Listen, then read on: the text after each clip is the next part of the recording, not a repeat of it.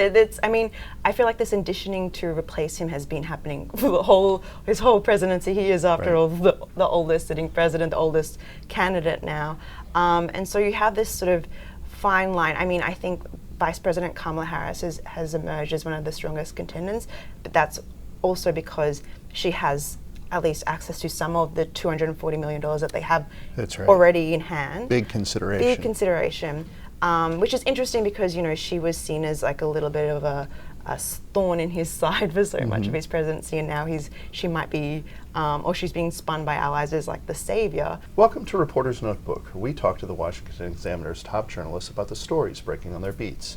I'm Jim Antle, and I'm joined today by White House reporter Naomi Lim. Naomi, you were present for the first draft of history, perhaps, when you were at the debate in Atlanta, and that really seems to have upended the presidential campaign. Talk about a little bit what the mood was like in Atlanta. Well, it was really interesting. Obviously, there's been a lot of talk about how it was a really cocoon debate. It happened in studio. There was a big fracas about how like reporters weren't even allowed in the room, just sort of the main CNN hosts and sort of photographers. But what was really funny is milling around the spin room.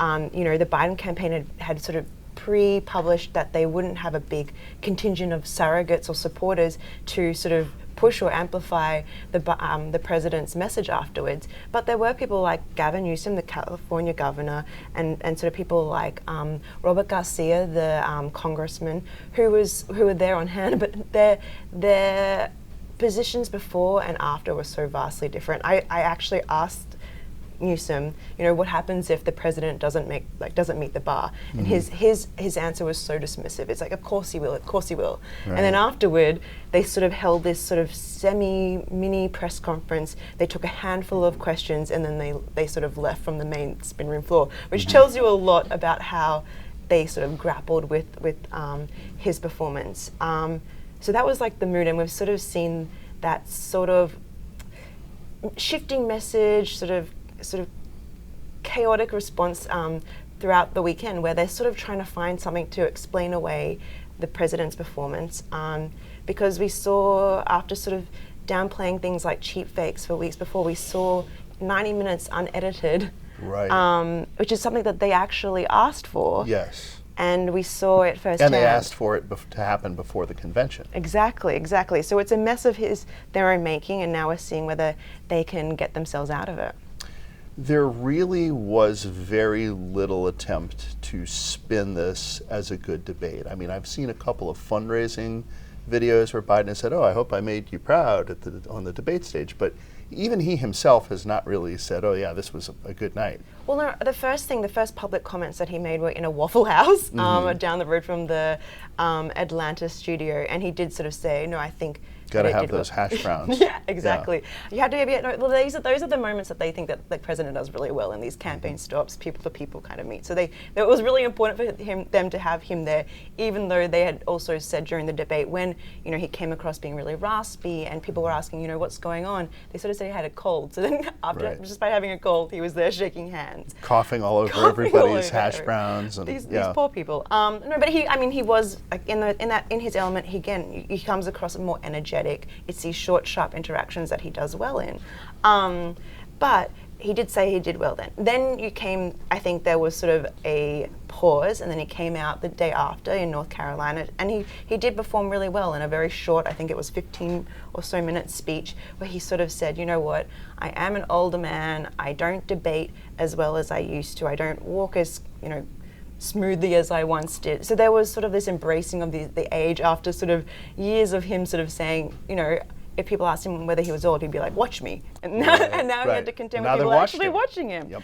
And so I think that they tried to embrace that. You also saw sort of people working behind the scenes to say, and to be fair, they had said this before the debate, not to expect a big polling bump. But then you sort of saw that coming out over the weekend.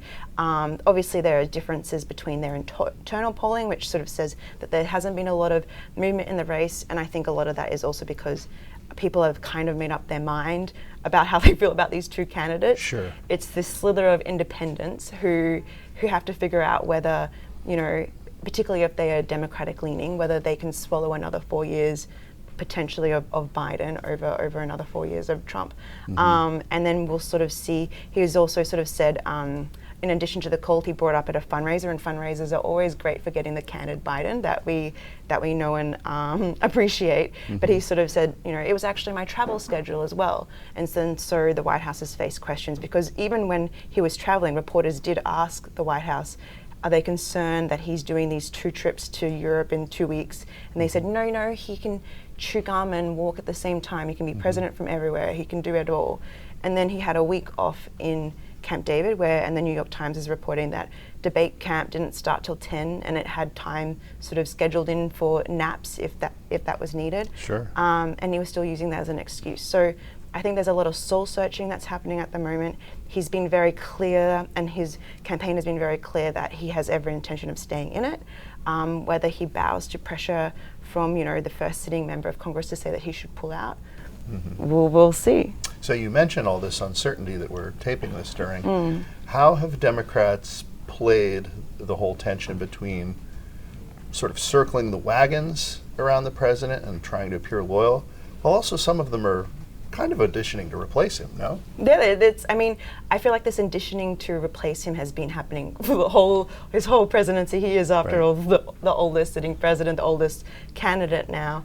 And so you have this sort of fine line. I think Vice President Kamala Harris has emerged as one of the strongest contenders, but that's also because she has at least access to some of the $240 million that they have already in hand. Big consideration. Which is interesting because, she was seen as like a little bit of a thorn in his side for so much of his presidency, and now she might be, or she's being spun by allies as like the savior. But then you have people like Governor Gretchen Whitmer from Michigan, again, Newsom that we mentioned before, that are sort of putting themselves out there. Those governors are actually, made the point of coming to the White House to stand beside the president, I think. So that also is one indication. But it is interesting the way that the Democrats are talking about it openly. Obviously, you had Representative Lloyd Doggett of Texas, who did say that he should stand aside. And that's contrasted then to more vulnerable House Democrats that have said things like, so you're going to lose, so maybe think about what that means for everyone down ballot. So they're now going to be unburdened by what has been. Exactly, yes. To quote Kamala Harris, yes. Thank you, Naomi. You can read Naomi and the rest of our political team's coverage at washingtonexaminer.com.